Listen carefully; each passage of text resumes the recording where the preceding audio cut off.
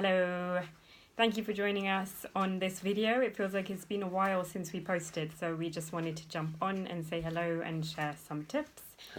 My name is Shaima Jindi. I am a love and relationship coach, and some of you will know me from my talks in Pakistan.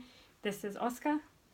He is a NLP hypnotist, NLP practitioner, hypnotist, hypnotherapist. What have I missed? Life coach, everything. Counselor, general like fix your problems guy. A lot of you will know him from his amazing work. So we wanted to jump on and address a viewer question. So one of our lovely followers asked us to cover a topic to do with two things: being more tolerant, one, and having courage, two. So those things can be related, but we're going to split them up a bit and talk to you about our interpretation of them. So, non-judgment, tolerance, that kind of thing. So, judgment is an interesting one because judgment normally comes from a place of fear.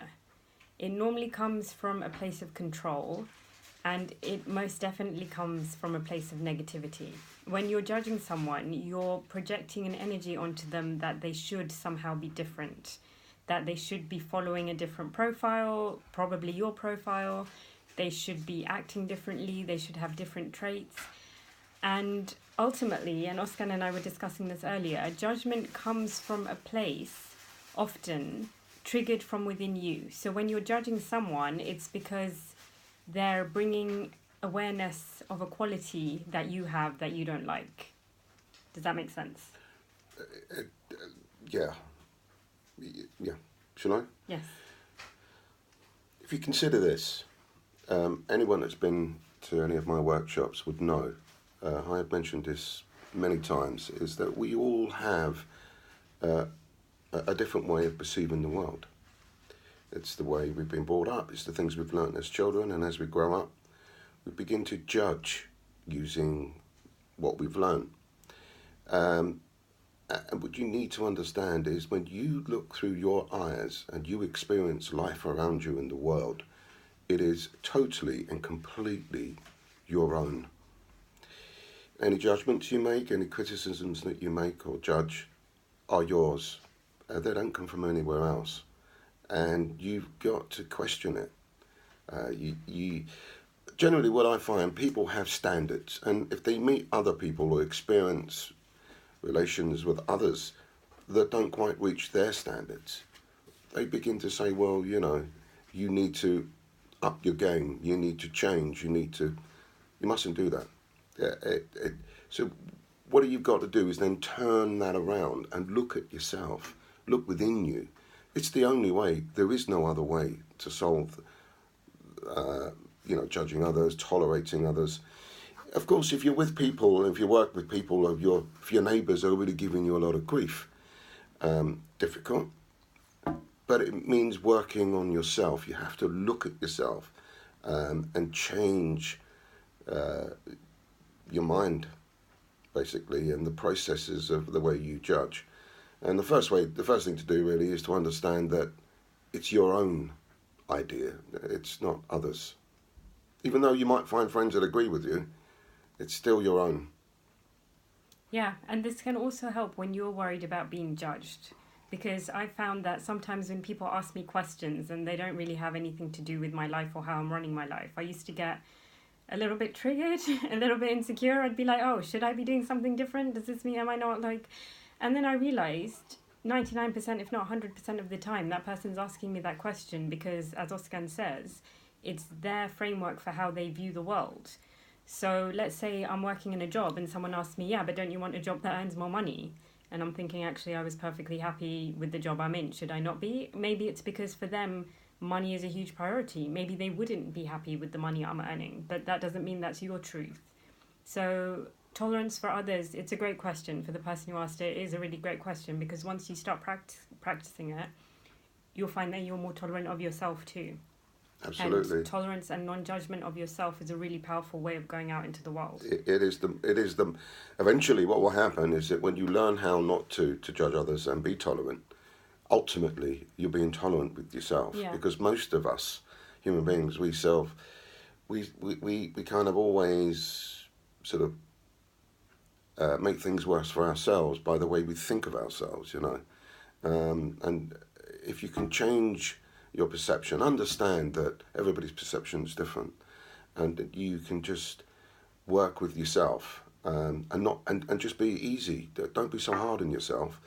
You'll begin to learn to practice that, and you'll be doing that with others. You'll just think, well, you know what, it is what it is. It's okay, and just let it go. Don't harbour it. Don't keep it within you. No negativity at all should be given any attention whatsoever. And there's something we wanted to talk to you about today that can help with this.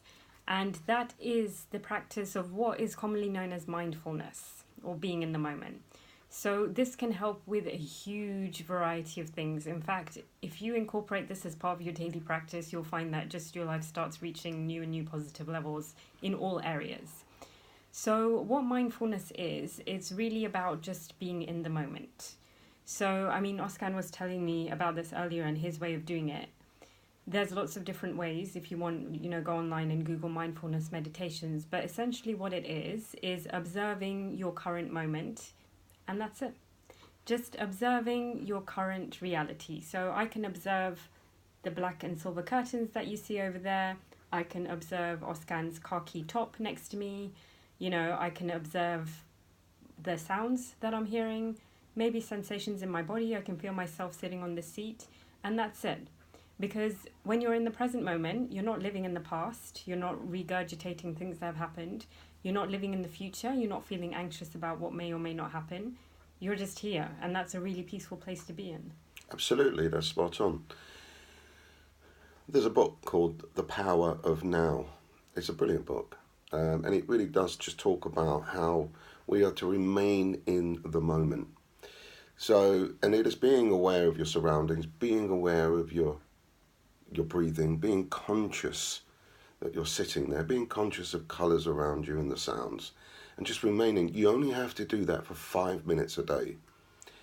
And in that time, the amount of healing that goes on both physically and mentally within your body cannot be numbered. I cannot give you percentages. It just goes through the roof.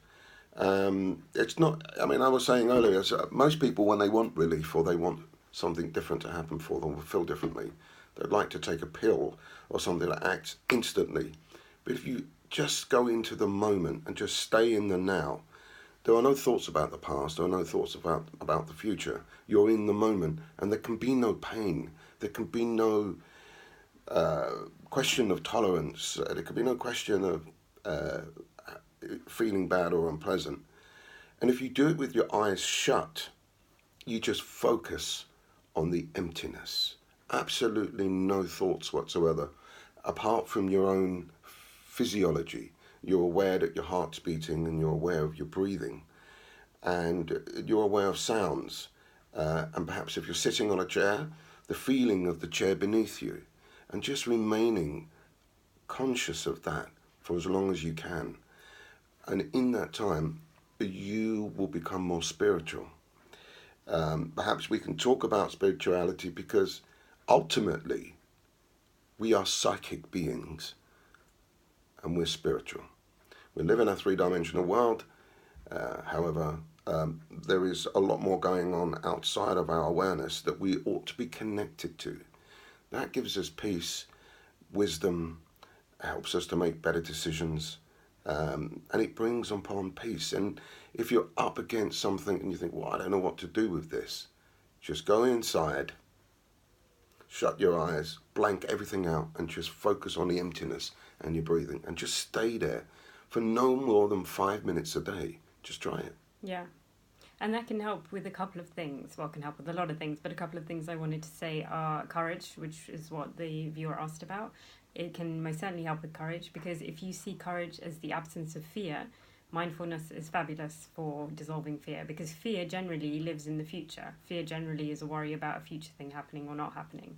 So mindfulness draws you back into the moment, and the fear literally, as Oskan said, will just evaporate because you're just focusing on now. And the other thing I wanted to say, which links with the spirituality, is that we talk a lot about manifesting in our videos, and being mindful is actually a really, really important place for your manifestations to launch from. You can think of it, and the term that is used is being in the field of limitless potential. Because when you're in the now, there's no resistance. You're just here, and you just are. And that's absolutely perfect. And there's no judgment involved. There's either. no judgment. And because often when we're manifesting something, we're thinking of a future state, and that's fine, but it can come with that, oh my gosh, I really, really want it. And with that, there can be resistance because you're feeling lack. You're feeling, well, I want it, but I don't have it now.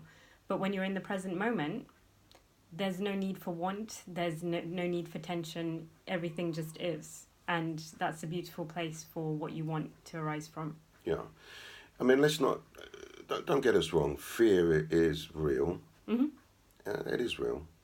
And sometimes if fear is overwhelming, you need to stop and really look at what that is. Maybe some action you need to take. But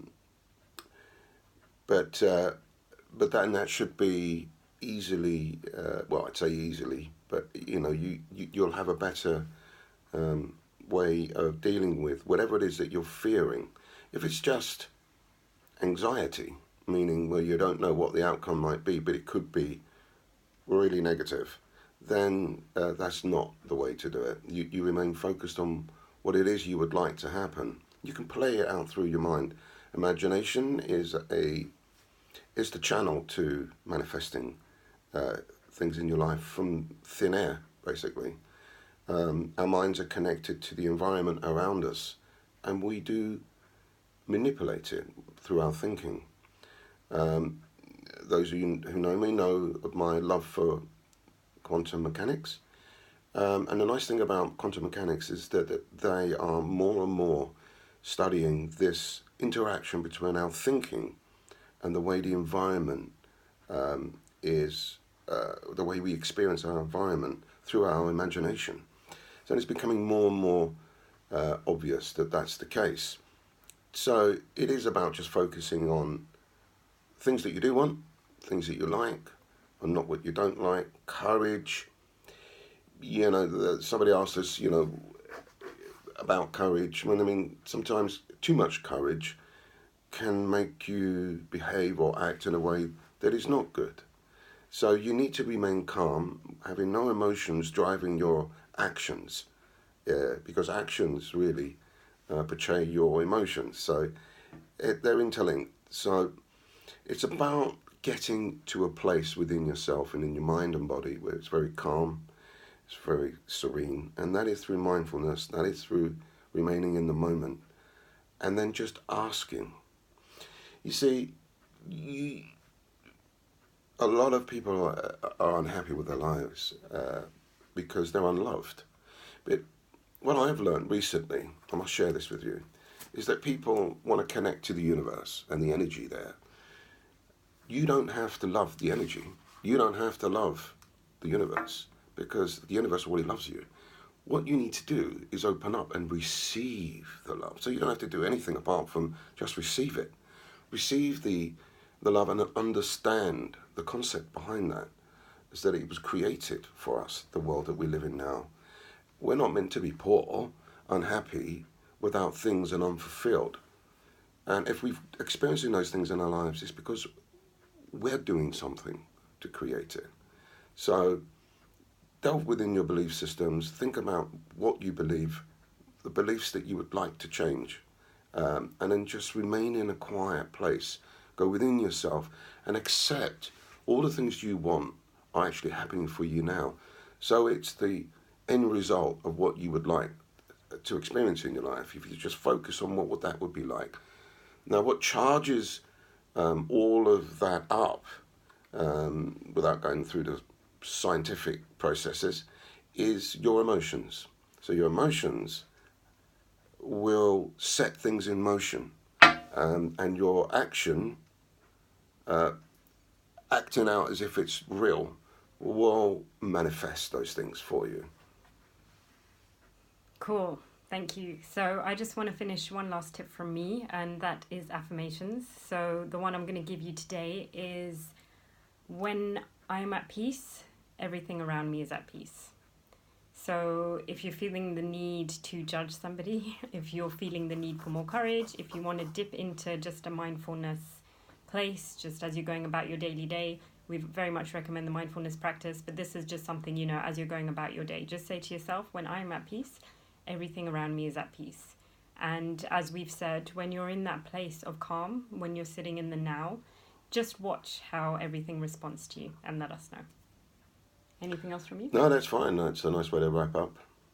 Awesome. Well, thank you for watching. Thanks for listening. If you've got any questions, just feel free. Just drop us a line and we'll get back to you. Yes. Great. Okay, thanks very much. Thank you. Bye. Bye.